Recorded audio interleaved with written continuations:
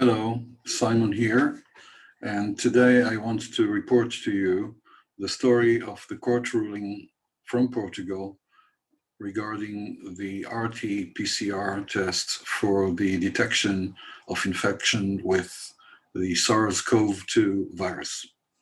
Now, this is a story of potentially outstanding, remarkable, and dramatic implications for every country in the world.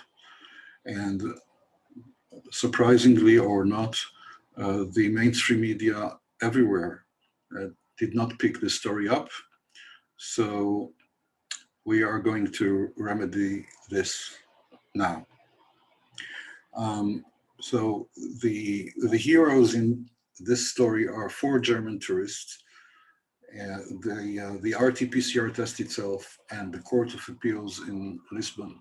So let me dive in and show you some pictures and documents.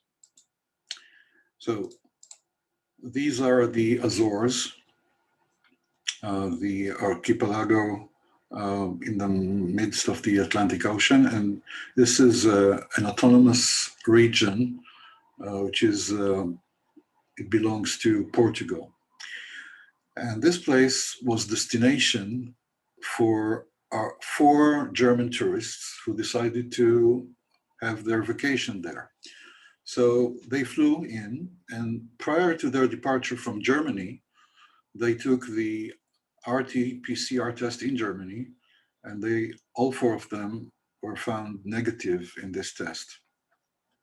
So they arrived in the Azores, and these are the Azores. And upon their arrival, this is where our story has a turn. They were required to take another local RT-PCR test. And this time, the results were a little bit different. Whereas 3 of the tourists were found to be negative again, 1 of them was found to be positive. So the regional health authority of the Azores determined that they should be confined to their hotel room for isolation. The confinement should have lasted for 2 weeks, but it lasted more than 14 days. So having seen this dragging, I forgot to mention that during this time, of course, naturally, the tourists were required to pay for the hotel expenses, although they were not allowed to leave their room. So having seen this dragging, the tourists filed for a writ of habeas corpus in front of a regional court in the Azores. And this is from a Portuguese newspaper. This is newspaper, and I've used Google Translate, so please excuse me if this is a little bit than 100% accurate. The original court decided that the deprivation of liberty was not, in fact, under the jurisdiction of the local authorities, because it was only non-binding administrative guidelines for applicants. Okay, so it didn't end here. The judge of the court decided to extract the certificate from the defendant, which is the regional health authority, and he decided to refer the same to the public prosecutor for possible prosecution of criminal proceedings. No less. Amazing. So naturally, the Regional Health Council appealed before the Court of Appeals in Lisbon. And this is where I want to take you now. So this is again from a Portuguese newspaper.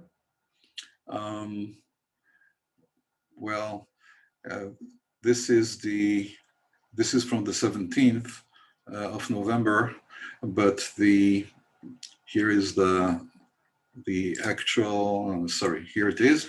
This is the actual ruling, and it is from November 11th. And this is the original, and I want to show you the summary. This is the summary in Portuguese. And again, let's look at the translation. And I want to show you some gems within it. So here, the court states that any diagnosis or any act of health surveillance performed without prior medical observation of the patients and without the intervention of a physician at all violates several regulations and provisions of the statute of the Ordem dos Médicos, and being liable to configure the crime of usurpation of functions. Yeah, so the court decided that this is a usurpation of functions on behalf of the regional council. And let's continue. This doesn't stop here. So further down the document, there is elaboration of the ruling. And I want to say that having read this document, it is very articulate and profound and very well written in my mind. And this is of great importance and significance and dramatic importance and significance for every and each country in the world in this current climate. So what the court says here is, again, in fact, what follows from the facts taken for granted is that none of the applicants was even seen by a doctor, which is frankly inexplicable, given the alleged seriousness of the infection. Let's continue. Okay, so in view of current scientific evidence, this test in itself is incapable of determining beyond reasonable doubt that such positivity corresponds, in fact, to the infection of a person by the SARS-CoV-2 virus. This is the court ruling. And the court goes on to explain why. And here, I must say that, again, this would seem obvious to professionals or experts in this field, but it needs mentioning to many. So the court says that the number of cycles of the amplification process of the RT-PCR results in the greater or lesser reliability of such tests. We know that. And it goes on to say,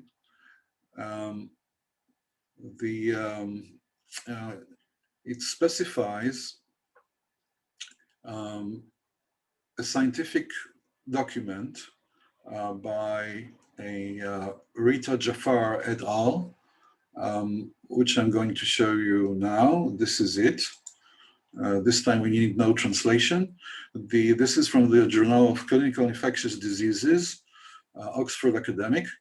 And the title is Correlation Between 3,790 quantitative polymerase chain reaction, positive samples and positive cell cultures, including 1941 severe acute respiratory syndrome coronavirus isolates.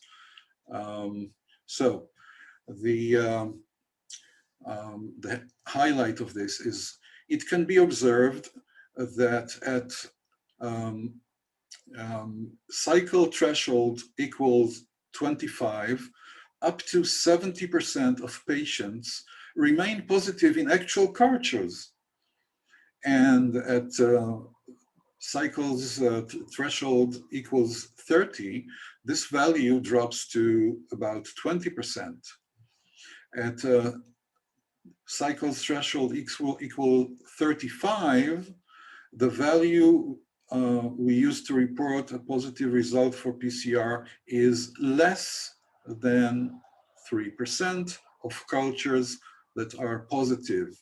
So if we use 35, well, even at 30 threshold cycles, only about 20% of the tests yield a true result. And that is at this value of 30, 80% of the people being tested obtain a false positive result, if the result is indeed positive. So, and this number falls dramatically at 35 to less than 3%. So if 35 cycles are performed, about 97% of the people who get a positive result will be a false positive. So this is dramatic, no less. Why is this dramatic? Because most of the countries never use less than 30, and many of them use much more than 35, and so the validity of the results are simply meaningless. Okay, so this is the paper that the court quotes, and you see this is the reference here, and the court continues to describe this.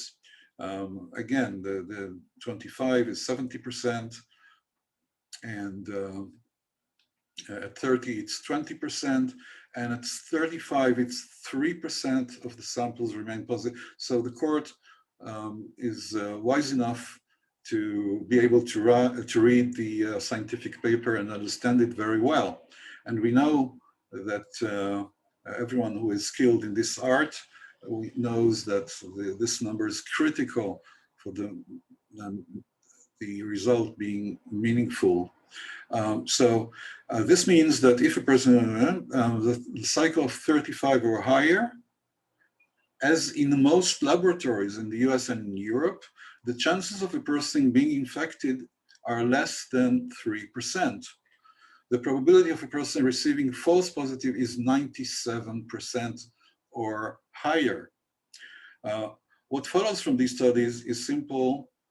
The possible reliability of the PCR tests carried out depends from the outset on the threshold amplification cycles that they contain. So again, 35 cycles meaning that the reliability is 3% and 97% will be false positive. Amazing. And watch this. In the present case, the number of amplification cycles with which PCR tests are carried out in Portugal, including the Azores and Madeira, is unknown, since we were unable to find any recommendations or limits in this regard. So the court determined that in Portugal, the court was unable to find what actual cycle number is used by the authorities in Portugal, or even if there was one number or many numbers, or what the numbers were. No information whatsoever, complete lack of transparency. So the court noted that. Okay, so, but the court did mention that in most laboratories in the US and Europe, more than or 35 or higher number of cycles are performed. Let's move on. So the court continues to quote from a paper in the prestigious journal Lancet regarding the specific detection of the virus due to strong doubts regarding the fulfillment of the so-called gold standard. And they quote from this, I'm going to show you. Here is the, this is the Lancet paper. False positive COVID-19 results, hidden problems and costs. So again, this prestigious journal states in this paper, any diagnostic tests results should be interpreted in the context of the pre-test probability of disease. For COVID-19, the pre-test probability assessment includes symptoms, previous medical history of COVID-19, or presence of antibodies, and any potential exposure to COVID-19 and likelihood of an alternative diagnosis. Okay, so this is a very comprehensive paper, and it lists all the shortcomings and problems and doubts associated with the COVID-19 RT-PCR test. And this is what the court is quoting. Here it is here, and let's see. Okay, so again, any diagnostic test must be interpreted in the context of the actual possibility of the disease existing before its realization. However, more relevantly, there are no scientific data to suggest that low levels of viral RNA by RT-PCR actually equate to any infection, unless the presence of infectious viral particles has been confirmed by laboratory culture methods. So the RT-PCR by itself is deemed worthless unless it is within the context of some clinical findings. So this is, again, this is what the court said.